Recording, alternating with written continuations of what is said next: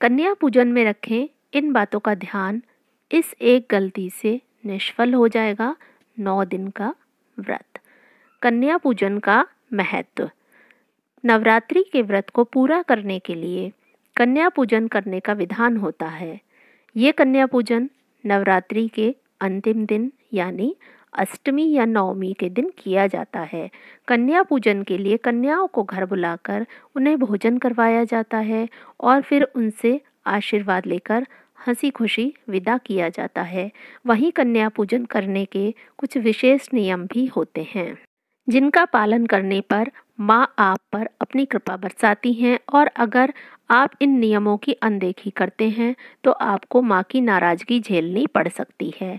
इस उम्र की कन्याओं को कराएं भोजन। कन्याओं की आयु 2 वर्ष से ऊपर और 10 वर्ष तक होनी चाहिए। इनकी संख्या कम से कम 9 तो होनी ही चाहिए।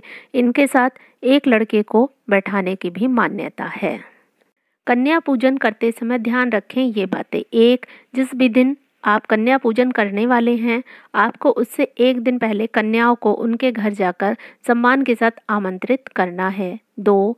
ध्यान रहे कि आपको 9 कन्याओं समेत एक बालक को कन्या पूजन के लिए आमंत्रित करना है, जिन्हें भैरव भैया माना जाता है। 3. जब ये कन्याएं कन्या पूजन के दिन घर पर पधारती हैं तो आपको सबसे पहले दूध या पानी से उनके हाथ और पैर को धोना है। 4. इसके बाद आप कन्याओं के पैर छूकर उनसे आशीर्वाद लें। इसके बाद कन्याओं के लिए तैयार किए गए आसन पर उन्हें बिठाएं। 5. अब कन्याओं को तिलक और अक्षत लगाएं, फिर उनके हाथों में कलावा बांधें। इसके बाद आप इन कन्याओं की आरती करें। आरती करने के बाद आप कन्याओं के समक्ष भोजन परोसें। 6. अब माता रानी का नाम लेकर कन्याओं को भोजन का सेवन करने के लिए अनुरोध करें। 7.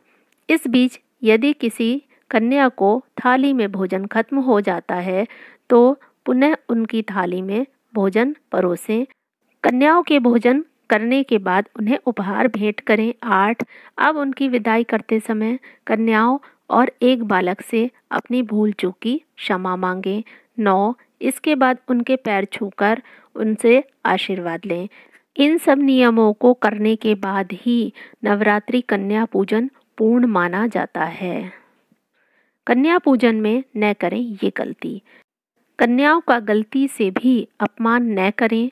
कन्याओं को खिलाने के लिए बनाने वाले भोजन में लहसुन, प्याज का प्रयोग बिल्कुल न करें। कन्या को भोजन कराने से पहले भोजन को जूठा न करें और न ही उस दिन कन्या भोजन से पहले किसी दूसरे को भोजन कराएं। कन्याओं के साथ भेदभाव बिल्कुल न करें। कुछ लोग कन्या पूजन में चिप्स, कुरकुरे के पैकेट कन्याओं को उपहार में दे देते हैं, जो बिल्कुल गलत है। 9 दिनों तक हम प्याज लहसुन नहीं खाते और कन्याओं को ये प्याज लहसुन वाले पैकेट दे देते हैं। हम यही सबसे बड़ी गलती कर जाते हैं, जिससे माता रानी नाराज हो जाती हैं और हमारी पूजा निष्फल हो जाती है। इसलिए भूल कर भी यह गलती न करें जिससे देवी माँ नाराज हों। बस एक यही गलती है जिसके करने से हमारा पूरा व्रत निष्फल हो जाएगा। इसलिए इस गलती को बिल्कुल भी ना करें। जय माता दी।